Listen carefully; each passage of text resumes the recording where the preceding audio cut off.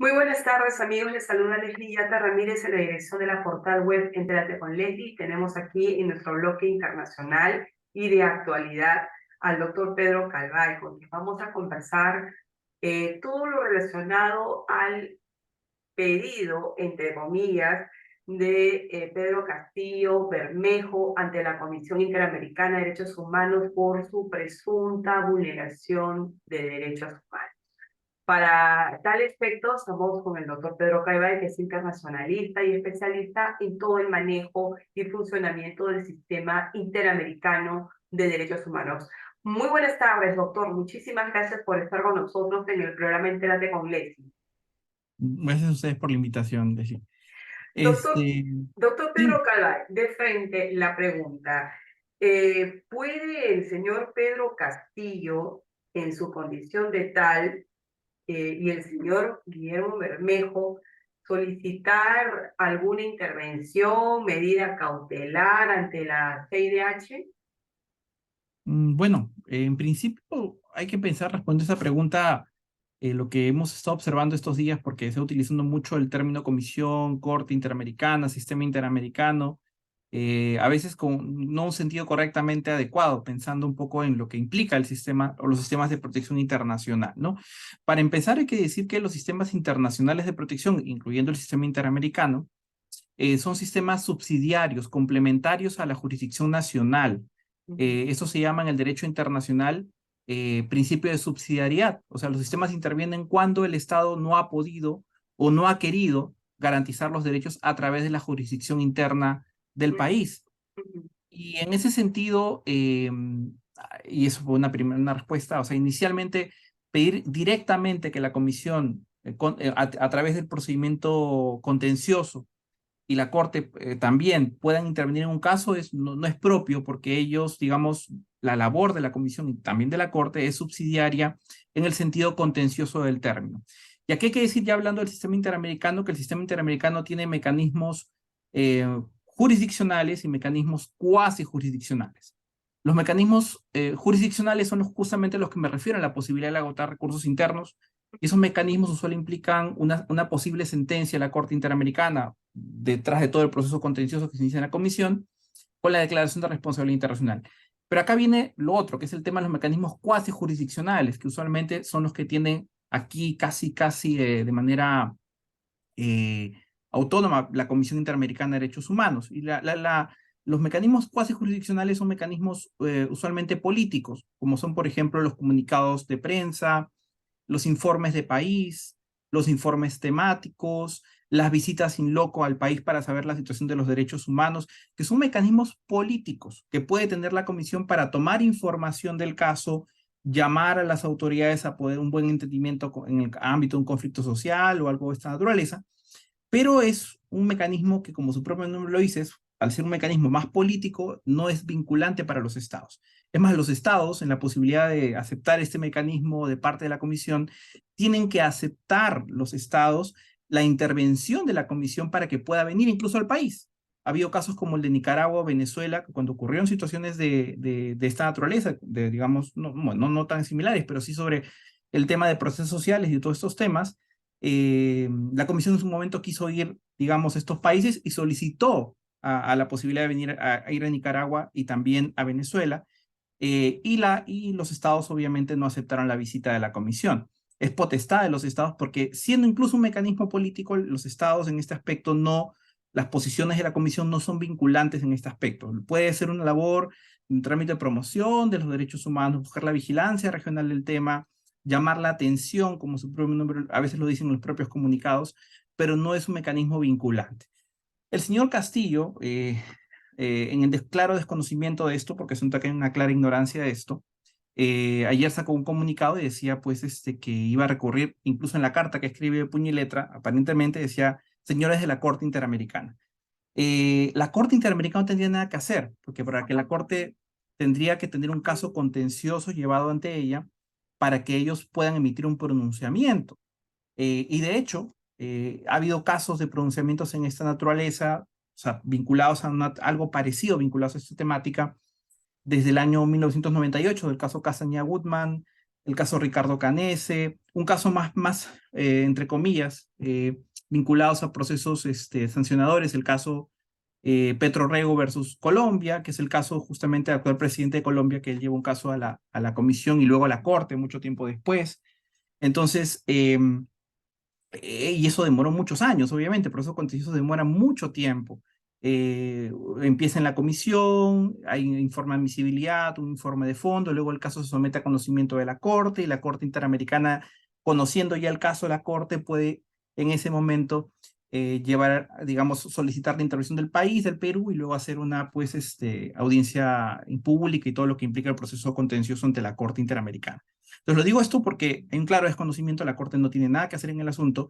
Sin embargo, ayer, ya no pensando en lo que ha dicho Castillo, el señor Bermejo, que obviamente no hay un claro desconocimiento de esto, sí, WOLA, la Coordinadora Nacional de Derechos Humanos, otras organizaciones sí han pedido que la comisión, usando los mecanismos cuasi jurisdiccionales, se pronuncie sobre el tema. La comisión, de hecho, ya ha hecho un llamado, un comunicado de prensa hace unos días hablando de este tema, llamando, digamos, invocando la protección de los derechos de la Convención a través del artículo 27 de la Convención, que se protejan los derechos de los manifestantes y también, digamos, de las personas en el país. Pero es un comunicado muy general porque obviamente la Comisión no le compete. Y eso también tiene que ver con otro principio del derecho A eso internacional. justamente iba, doctor Pedro Calvay, es muy clara la definición que nos ha dado sobre sistemas de protección. A ver, acá hay varios aspectos que hay que estoy clarificando para la ciudadanía y sobre todo para las personas que miran este programa. Porque, claro, es un psicosocial que el señor Castillo escribe una carta, lo cual es dudosa, ¿no? Dudosa porque esto no maneja el tema del sistema, no maneja muchas cosas de gobierno, ni léxicos, ni terminologías, y nos damos cuenta que en la carta, pues la persona que lo escribe, o siendo el mismo señor Castillo, pues no manejan el tema de sistemas de protección. Eso está clarito, ¿no? Entonces, muy bien delineado que acá en la Corte Interamericana no tiene ningún rol, ¿no? De momento en el tema, porque para que un caso se vea ante la Corte, primero tiene que seguir todo un procedimiento contencioso, tiene que iniciarse una petición ante el sistema, como bien usted lo ha detallado. Sí, la segunda, el tema del monitoreo, ¿no? Del monitoreo general que hace la Comisión Interamericana en todos los países de la región.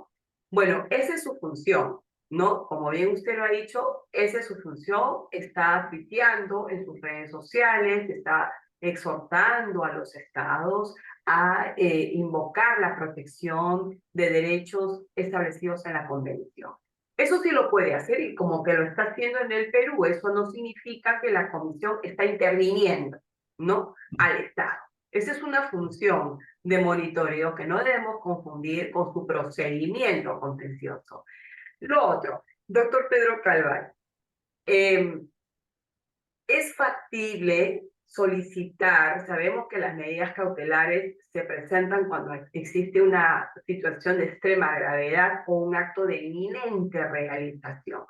Ya, ¿puede el señor Castillo o podría haber el señor Castillo haber solicitado puntualmente alguna medida cautelar ante el sistema interamericano? Porque, bueno, si hoy día era mi audiencia a las 8:30 de la mañana sobre prisión preventiva, ¿qué le hubiera podido contestar la Comisión Interamericana en este sentido?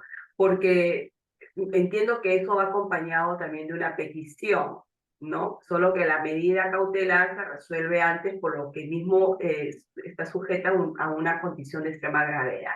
¿Podría usted clarificar este punto? Porque no vaya a ser que esto se convierta en un psicosocial para el Perú y decir, hoy la Comisión Interamericana está interviniendo, está protegiendo a este señor golpista. No, no hay que confundir las cosas, para eso usted es el experto y por favor le pido que nos aclare el punto. Muchísimas gracias.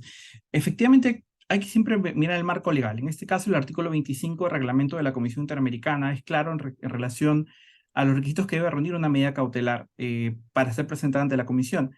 Y son tres los requisitos esencialmente: el tema de gravedad, urgencia y reparabilidad. Una víctima que plantea una medida cautelar, que es un proceso en realidad está en el medio, digamos, entre los procedimientos contenciosos que tiene a cargo la Comisión Interamericana, porque esto sí es algo, una potestad de la Comisión, de recibir cuando hay un tema de extrema gravedad, urgencia o reparabilidad. Ejemplo, y ha pasado en otros casos, una persona que ha sido amenazada de muerte por autoridades policiales y es inminente su riesgo a la vida, y obviamente hay amenaza, ha habido un atentado previo de repente, ha habido casos donde la Comisión otorgó medidas cautelares, ordenando obviamente que el Estado pueda proteger la vida, protección policial, y que ya hay algo que la Corte Interamericana y la propia Comisión ha planteado, ¿no? Que las medidas cautelares tienen cuyo propósito es salvaguardar sobre todo derechos humanos que son claramente fundamentales para la existencia misma de la persona, en este caso la vida e integridad personal. Ha sido esencialmente los casos en que se han otorgado siempre medidas cautelares. Amenazas a la vida, casos de cárceles, cuando ha habido motines en las cárceles, el caso, por ejemplo, Retén de Katia versus Venezuela, que empezó como una medida cautelar, eh, casos donde pues hay contaminación ambiental, en el caso del Perú tuvimos el caso Choropampa, en el año 2003, hubo una derrame de mercurio en el río y se adoptaron medidas cautelares para proteger a la población Los inmediatamente. miembros del Tribunal Constitucional también creo que solicitaron una medida cautelar Eso o fue dentro de un provisional ante la procedimiento Corte. de supervisión de cumplimiento. Ahí fue Ajá, diferente. Pero ya. acá fue en cautelares, usualmente ha habido contaminación ambiental, el caso de Puerto Nuevo del Callao el año 2009. Entonces, irreparabilidad, ¿ok? La comisión no suele dar medidas cautelares que tienen que ver con aspectos de fondo y sobre todo que tengan que ver con otros derechos que no están claramente demostrables el riesgo, la gravedad de la urgencia. En este caso, derechos políticos. Por ejemplo, el señor Acuña, César Acuña Peralta, el año 2016 tuvo un proceso interno donde lo sacaron del proceso electoral en el país. Su defensa planteó una medida cautelar ante la comisión y la comisión declaró improcedente el tema. Inmediatamente, prácticamente, porque, pese a que incluso se fue a Washington, porque es un aspecto político, derechos políticos o de procesos internos que no se pueden ventilar en un proceso cautelar. No es lo usual en la práctica de la comisión que admita pues medidas cautelares donde claramente Por no actos está políticos. exactamente por temas políticos. Usualmente la única excepción a la regla que ha habido, es la única excepción a la regla, muy cuestionada la comisión por el precedente, es el caso del señor Petro Rego, que tenía que ver con aspectos del artículo 8 y 25, derecho a la garantía judicial y protección judicial en relación a un tema él iba a ser elegido o está siendo postulando a la alcaldía de Bogotá, y en el proceso de postulación ya inminente a las elecciones lo sacan del proceso. Entonces, eso fue algo inédito, siguiendo ese precedente, quiso hacer lo mismo Acuña y no se logró, y también otras personas que también requieren el proceso cautelar. También Es casi... recuerdo, doctor Carvalho, disculpe la interrupción, también recuerdo, no sé si usted habrá escuchado en el caso del señor Vizcarra, por ejemplo, ¿no? Cuando iba a ser vacado, se estaba ya definiendo la moción de vacancia, cuando ya fue vacado, también salieron algunos abogados constitucionalistas a decir que el señor pudo haber pedido o solicitado una medida cautelar ante la Comisión Interamericana para frenar el tema de la moción de vacancia. ¿Eso es correcto, hablarlo así? Se quiso plantear, pero siguiendo el caso de Preto Rego, que fue la excepción a la regla, la comisión no suele meterse en asuntos internos. De carácter eh, político. Exactamente, y esto no es gratuito, tiene que ver con la política de la comisión.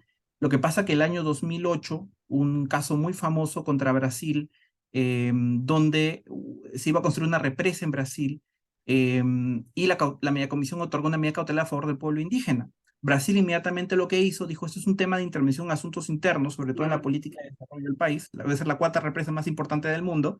Entonces sacó financiamiento de la CIDH, de la OEA también, se retiró de la OEA prácticamente, hizo un movimiento de todos los países de OEA donde pues plantearon reformas. El proceso de reforma del sistema interamericano del 2009 viene justamente por una decisión una cautelar que se tomó, digamos, hasta cierto punto violando los asuntos internos del Estado brasileño. Entonces la comisión sacó la elección desde el año 2008 en adelante que no iba a dar cautelares cuando haya de por medio procesos que tengan que ver necesariamente con temas de fondo. Y esto siguiendo un poco la línea jurisprudencial que ha dado la Corte. Las cautelares son procesos eminentemente cautelares que no prejuzgan el tema, el fondo del asunto. Si la comisión al resolver la cautelar va a pronunciarse sobre el fondo de la controversia, o sea, por ejemplo, Castillo dice, están violando mis derechos fundamentales, necesito pues que la comisión ordene mi libertad, es cosa que nunca va a pasar porque la comisión nunca ha ordenado eso. Bueno, eso tiene que ver con la demostración o no de las violaciones al debido proceso. Entonces la comisión no va a pronunciarse porque va a implicar un posible prejuzgamiento del tema de fondo. No, En todo aparte caso, que se tiene que agotar la jurisdicción interna, ¿no? Como manda el exactamente, artículo 206 de la Constitución. Entonces, exactamente. esto mal haría la Comisión Interamericana. Yo tampoco creo que esto pueda intervenir, más aún estando en un contexto sumamente grave, sumamente delicado en el Perú, donde eso le corresponde al Estado peruano solucionarlo. No, yo creo que sí, en paralelo la Comisión Interamericana sí tiene que monitorear, es su deber hacerlo, nadie le puede impedir esa función a la Comisión Interamericana. Pero le pregunto lo siguiente, me queda claro el tema de la medida cautelar y por la línea ya de excepcionalidad que hizo la Comisión, y si eso tuvo un costo, ¿no? Digamos, de críticas hacia la Comisión, bueno, quedó en un precedente que creo que eso no se ha vuelto a repetir, ¿no? En el tema de la medida cautelar de carácter político. O sea, eso es algo que no se ha vuelto a repetir, y menos ahora, ¿no? Donde saben que el clima en Perú está altamente polarizado. Pero aún así creo que es importante que la Comisión Interamericana siga haciendo el monitoreo, tiene que hacerlo, lo cual no implica que se entrometa en asuntos internos de momento, porque no está todavía bajo su competencia, ¿no? El procedimiento contencioso que da luz a su funcionamiento. Doctor Pedro Calvay, eh, a efectos de que justamente los sistemas internacionales no puedan cuestionar el tema del debido proceso, ¿qué opinión le merece toda esta, la forma como se viene desenvolviendo? No sé si usted ha podido ver la audiencia de prisión preventiva, la detención preliminar, desde que fue detenido el señor Castillo. ¿Usted cree que el Estado peruano, y vamos a hablar ya en términos que correspondan, que el Estado peruano viene garantizando, ¿no?, de fondo y de forma los derechos constitucionales del señor Castillo? Y yo, de lo que he podido escuchar hasta el momento y analizar, justo esto también estuve escuchando la audiencia de prisión preventiva de la mañana, donde el señor Castillo no, entiendo, no personó abogado, estuvo un abogado de oficio, esto con claro mensaje pues de que no había garantías para un debido proceso. Pero lo que he observado en la audiencia del doctor San Martín, hoy en la prisión preventiva también, porque no observo, al menos de lo que he podido revisar, una vulneración flagrante o grave al debido proceso. Todo lo contrario, ¿no? Es más, o sea, estaba revisando un poco lo que era algunos precedentes, ¿no? Hay casos muy interesantes que tienen que ver con antejuicio político y sobre todo el proceso de destitución de autoridades, porque en esto sí la Corte Interamericana tiene una opinión sobre cuál es el criterio, cuáles son las garantías mínimas en el procedimiento de destitución de autoridades por faltas graves. Y de hecho hay un caso muy interesante, es el caso Liat Alibux versus Surinam, es un caso del año 2018, y la Corte Interamericana hace un examen sobre un proceso. Este era un ministro de Economía que se había detectado que se había robado $900,000 de las arcas del Estado. Se hace un proceso de antejuicio, primero, el mecanismo del Estado en Surinam es diferente al peruano, pero había como un antejuicio y se estableció en Surinam de que había una única instancia, o sea, una sola corte, la Corte Suprema de Surinam, iba a decidir la suerte de esta persona. Entonces, las personas en ese aspecto, me acuerdo, plantearon que se había vulnerado al principio a la garantía del doble juicio, ¿no? Tener una instancia de apelación. Y lo que la Corte dice es muy interesante, dice que los estados son los que establecen los mecanismos y la forma en la cual se procesan altas autoridades cuando cometen infracciones. Entonces, y sobre todo en el ámbito de altas autoridades y donde hay correspondencias de procesos políticos y procesos a nivel penal, porque era lo que pasaba en Ilia Talibux, hubo un proceso ante la Corte, ante el Congreso de la República y hubo un proceso ante el Poder Judicial. Y lo que la Corte Interamericana dice es, mira, en el aspecto político, es decisión del Estado soberana de Surinam, las razones de por qué lo decidieron son soberanas, no tengo nada que hacer.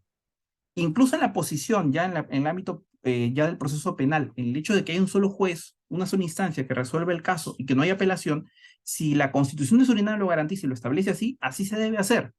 porque eso no implica una vulneración al debido proceso, porque cuando se habla de procesos de altas autoridades, donde hay una dimensión política y una dimensión jurídica, digamos, jurisdiccional en el tema, la Corte sí ha sido muy clara en establecer que los fueros le corresponden al Estado. Los únicos casos sí extremos donde la Corte sí ha intervenido, en el caso de procesos internos, donde hay flagrantes violaciones del debido proceso, por ejemplo, son cuando, por ejemplo, desde el aspecto de la legalidad, cuando la ley interna del país propone alguna fórmula que es claramente discriminatoria. Por ejemplo, el caso Constantín y otros versus Surinam, que es un caso diferente. Constantín es un caso de pena de muerte y tiene que ver con el derecho a apelar, pero una persona que está condenada a muerte. Entonces, ahí sí era diferente. Claro, Pero, contexto entonces, totalmente distinto, pero en el caso del señor Castillo, el día de ayer, cuando se dio la audiencia de prisión preventiva y luego fue suspendida, el juez supremo hizo mención que había tomado conocimiento de la negativa del detenido Castillo Terrones de participar en la audiencia de prisión preventiva, incluso consideró que su juzgado iba a verificar, ¿no?, con la policía de la DIROES para los efectos de que se deje constancia, porque era su derecho, es su derecho de participar o no en la audiencia, pero que de todas maneras se tiene que acreditar un abogado defensor. Si no lo puedo hacer porque me he negado a participar en una audiencia, ahí está el abogado de oficio, ¿no? Entonces, ¿usted consideraría que este hecho de lo que no se haya personado o no haya estado con un abogado de libre elección sea una vulneración al debido proceso? para nada, para nada. La Corte, en este sentido, el derecho a la defensa, lo incorpora entre las garantías del artículo 8 de la Convención Americana, eso en consonancia con el artículo 10 del Pacto de Derechos Civiles y Políticos, y Ujú. establece que toda persona tiene derecho a un juez competente, independiente e imparcial. Bueno, Esa es, estamos ante un juez competente. en este caso, la autoridad. Y el Claro, derecho a la defensa es un derecho, ¿cómo se puede decir? Un derecho que implica que el Estado debe proveer todos los medios así adecuados para es. que la persona pueda defenderse. Pero en modo alguno dice que pues, si tú no quieres abogado y quieres derecho, por ejemplo, dentro de la garantía de no incriminación, el principio de no incriminación, de no declarar o no presentar abogado, eso ya es un aspecto muy, pero muy de la decisión Muy del imputado. personal. Exactamente, Es pero no una tiene decisión nada que ver. personal, porque bien claro lo dijo el juez el día de ayer, ¿no? Entonces dijo, es su derecho de no querer participar en una audiencia, pero voy a verificar porque se tiene que dejar constancia de su negativa de participar en la audiencia, pero se le va a acreditar un abogado defensor. Otro de los aspectos que yo veo acá es que justamente el juez ayer, el juez supremo, Checle, no, suspendió la audiencia precisamente a petición de los abogados de parte, no de la defensa, porque habían sido notificados algunos recién a primera hora del día, otros en la madrugada y no tenían los elementos de convicción.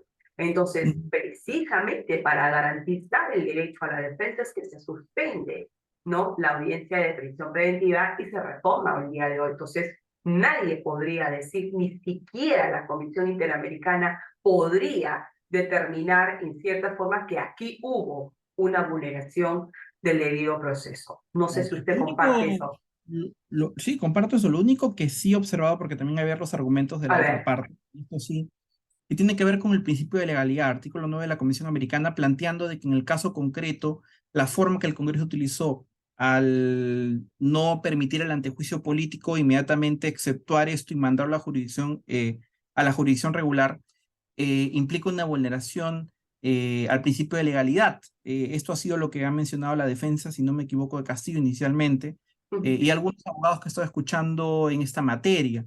Pero lo cierto es que creo que hay un aspecto que el derecho no alcanza a analizar, que creo que tiene que ver con la propia naturaleza del caso. Es una persona, una alta claro, autoridad, que ha renunciado a un cargo. No es como el caso de Fujimori, que por ejemplo algunos estiman el símbolo de ha Fujimori donde cometido un delito flagrante. flagrante, Eso pero cambia tiene muchas cosas, ¿no? Ha exactamente. cometido un delito flagrante y la Ujú. moción de vacancia, la decisión política fue ya no poner a debate la moción, sino ir de frente a la vacancia, ¿no? Por Claro. la flagrancia del delito, ¿no? A mí, Entonces, desde mi punto de vista, me parece que siguiendo un poco la línea de brilla de Alibux, me parece que la potestad o la decisión del Estado peruano a través del Congreso de la República, de tomar una decisión política, porque es una decisión política inicialmente lo Por que toma el Congreso, supuesto, claro. pero en el marco de una situación tan, pero tan grave, porque, claro, hazle antejuicio político si se ha escapado al Japón, y pues y hay la posibilidad de hacer todo eso aquí, que se hizo en el caso de Alberto Fujimori, ¿no? Lo que Pero en pasa es el que el caso, procedimiento parlamentario en el caso de flagrancia es distinto. exactamente, Es exactamente. distinto. No, Y es un no tema es, no político.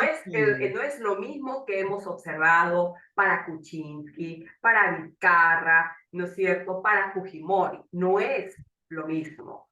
Aquí Exactamente. esto lo define y lo distingue la flagrancia, ¿no? Del Ujú. hecho delictivo que se cometió ante más de 32 millones de peruanos a través de un mensaje a la nación. Entonces, Yo, yo yo- creo que eso cambia mucho el parecer y además eso lo explicaron, pero digamos, la estrategia de las partes son sus medios de defensa, o sea, son su carácter de defensa. Pero usted es un internacionalista, por eso le preguntaba, porque de alguna manera de esto van a hacer valer su derecho de que los sistemas puedan pronunciarse en ese sentido. Pero ya usted está adelantando el criterio, el precedente, la jurisprudencia y nos queda clarísimo que los sistemas de protección para las personas que nos escuchan y nos ven es que esto interviene, esto tiene un carácter complementario, subsidiario. Primero tiene que actuar el Estado, primero se tiene que agotar los recursos idóneos y efectivos dentro de la jurisdicción para luego acudir al sistema, ¿no? De lo que protección internacional. sí, ¿Algún otro aspecto, doctor Pedro Calvay, para poder ir cerrando lo la que, entrevista? y claro, lo que me preocuparía, y es ya pues un tema de política exterior, es lo que está haciendo los países pues como Colombia, como Así, Bolivia. justamente en ese aspecto, entonces le hago la pregunta, ya no Ujú. sobre el sistema interamericano, ahora sí. Doctor Pedro Calvay, el, la Cancillería hoy ha mandado a traer en consulta a los embajadores de México, Argentina, Colombia y Bolivia.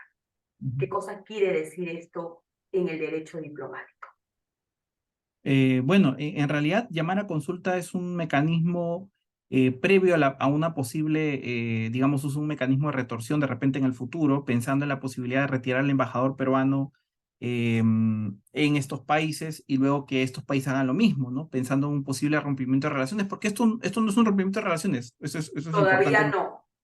Todavía no, pero sí es un mecanismo, digamos, previo que se hace cuando hay una situación de conflicto. El Perú pasó cuando el Perú presentó la demanda en La Haya, Chile llamó a consulta a su embajador y Perú hizo exactamente lo mismo, ¿no?